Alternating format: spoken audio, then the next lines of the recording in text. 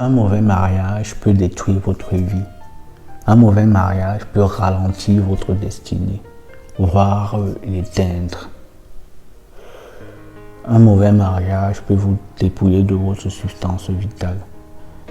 Un mauvais mariage peut vraiment vous remplir d'amertume et nourrir beaucoup de regrets en vous. C'est vrai que nous avons tous besoin, tous sans exception, d'être avec quelqu'un qui nous plaît physiquement, d'être avec une personne qui nous attire. C'est même la première étape. Mais étant donné que physiquement, parce que si on se base seulement sur les critères physiques, plusieurs hommes peuvent nous plaire, plusieurs femmes peuvent nous attirer. Mais il faut savoir donc se poser les bonnes questions. Il ne faut donc pas rester en surface. Il faut aller en profondeur. Il faut interroger les valeurs. Il faut interroger les visions. Quand je parle de vision, je parle de direction. Je parle d'objectifs.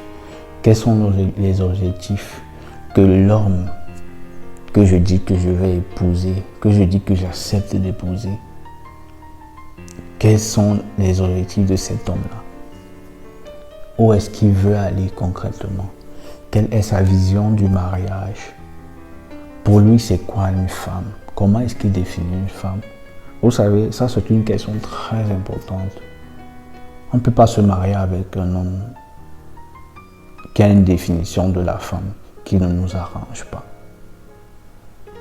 qui a une façon de caricaturer, de définir la femme qui ne cadre pas avec nos valeurs, qui fait peur à la limite. Voilà. Le mariage, ce n'est pas seulement dormir avec quelqu'un chaque soir, non. Qui dit mariage dit confrontation au niveau des émotions, confrontation au niveau des valeurs. Donc il y aura des chocs émotionnels. Et qui dit tout ça dit qu'il va falloir supporter.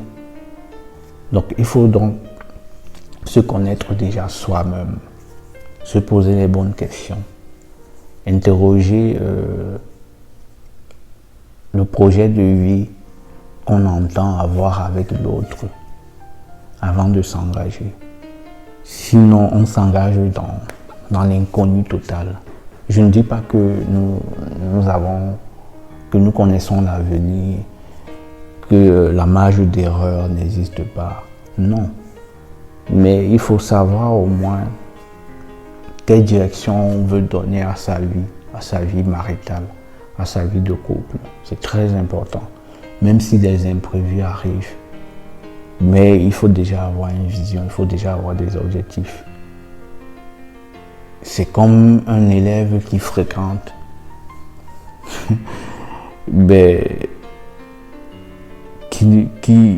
Qui fréquente juste pour fréquenter. Non. Quand on va à l'école, c'est pour réussir. L'objectif immédiat, c'est de réussir à ses examens. Et puis, plus on avance à l'école, à un moment donné, on se dit, au-delà même de réussir à l'examen, voici ce que j'ai envie de faire concrètement.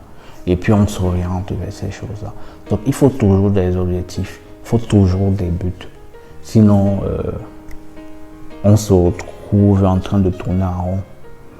Et ce n'est pas intéressant d'avancer, d'évoluer dans une relation où on ne sait pas où on va. Voilà. Donc le comportement de l'autre est très important. Est-ce que ce que vous voyez chez l'autre, au-delà de sa beauté physique, vous êtes capable de supporter ça? Un homme vous manque de respect tous les jours.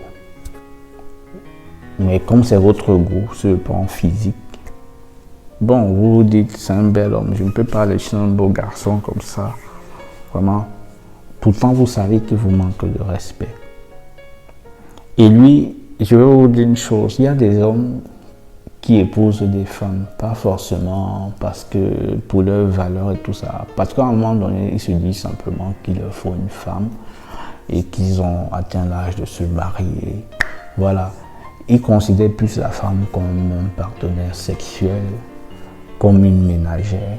Voilà, si c'est comme ça que vous voyez votre mariage et que vous avez envie que votre mariage ressemble à ça, que votre rôle soit juste limité au rôle de ménagère, de partenaire sexuel. Si c'est ça qui vous arrange et si c'est ça qui vous rend heureuse, tant mieux, engagez-vous.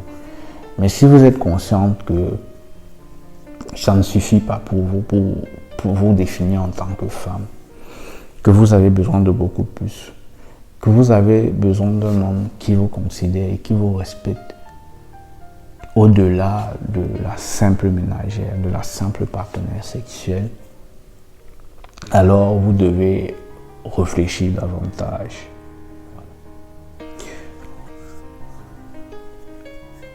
J'ai parlé avec beaucoup de femmes qui regrettent et qui se disent s'il fallait recommencer, je ne prendrais pas la même direction. J'ai parlé aussi avec quelques hommes qui regrettent. Et c'est à des moments pareils que je me dis, ceux qui ne sont pas encore mariés ont beaucoup de chance. Parce qu'ils ont encore la possibilité de choisir et de faire les bons choix. Ceux qui ont déjà choisi et qui se retrouvent dans des situations compliquées,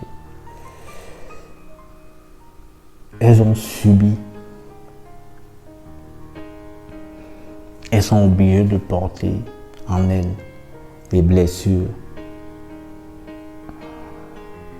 Même si je sais que Dieu peut restaurer tout. Et Dieu peut faire en sorte que deux personnes qui n'étaient pas compatibles au départ le deviennent. Mais vous qui êtes célibataire, vous n'avez pas besoin de passer par là.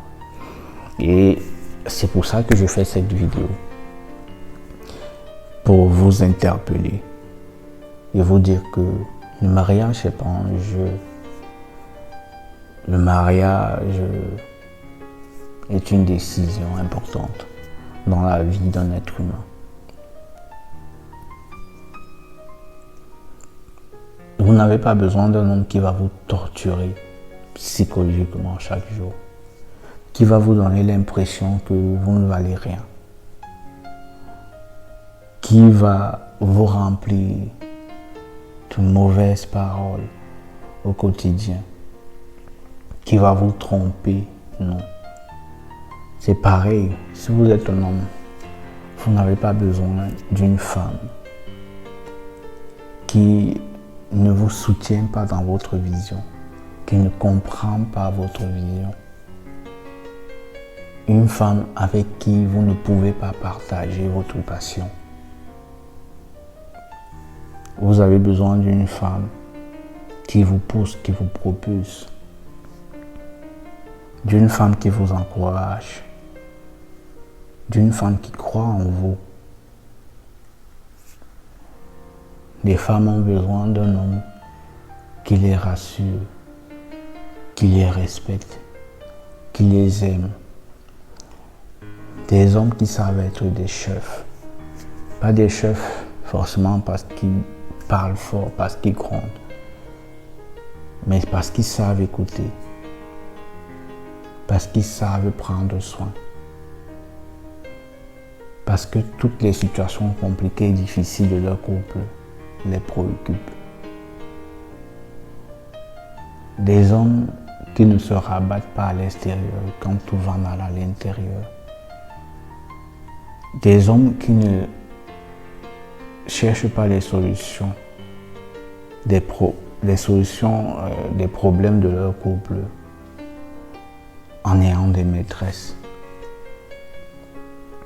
Un homme, c'est sa capacité à encaisser de sa capacité à comprendre sa femme, même lorsqu'il n'est pas d'accord avec elle. Donc, vous avez besoin d'un homme qui soit mature, d'un homme qui soit éclairé et guidé par Dieu. Vous avez besoin d'une femme vertueuse, d'une femme capable de prier pour vous, d'une femme qui comprendra que vous n'êtes pas en compétition et que vous êtes le chef en tant qu'homme, d'une femme qui comprend ce que c'est que la soumission, d'une femme qui ne prend pas des solutions inadaptées dehors pour venir les expérimenter dans son foyer, mais d'une femme qui sait comprendre que son couple est unique et que en réalité les solutions qui sont adaptées à son couple, elle ne peut que les trouver en observant son mari et en comprenant son mari. Parce que le mari de l'autre femme n'est pas ton mari. La femme de l'autre homme n'est pas ta femme. Même si on va dire que les femmes ont des comportements similaires à certains points, que les hommes pensent de la même façon, réfléchissent de la même façon, à un certain niveau, ça n'enlève à rien que chacun est unique et que chacun a sa particularité, chacun a sa sensibilité. Les sensibilités peuvent se ressembler, mais ne pas être les mêmes.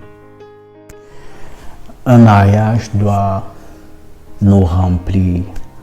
Donc je souhaite que ton mariage te remplisse au lieu de te vider. Je souhaite que ton mariage soit une source de bénédiction pour toi. Je te souhaite de pouvoir bien choisir ton partenaire. Je te souhaite d'être avec l'homme ou la femme de ta vie. Je souhaite que ton mariage soit un havre de paix, que tu aies la paix intérieure que Dieu souhaite dans ta vie. Je souhaite que Dieu soit toujours avec toi. Et d'ailleurs, Dieu sera toujours avec toi. Aussi longtemps que tu le voudras, que tu le souhaiteras, Dieu sera avec toi. Je souhaite que ta vie soit abondante et vraiment que Dieu éloigne de toi tout homme qui pourrait être un poison pour ta vie. Que Dieu éloigne de toi toute femme qui pourrait être un poison pour ta vie. Et que Dieu te fasse briller à travers le mariage.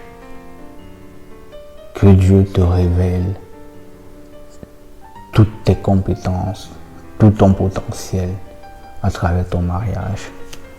Que ton mariage soit la chose qui t'aide à davantage déployer tes ailes. Que ton mariage soit vraiment la seule chose que tu ne regretteras jamais.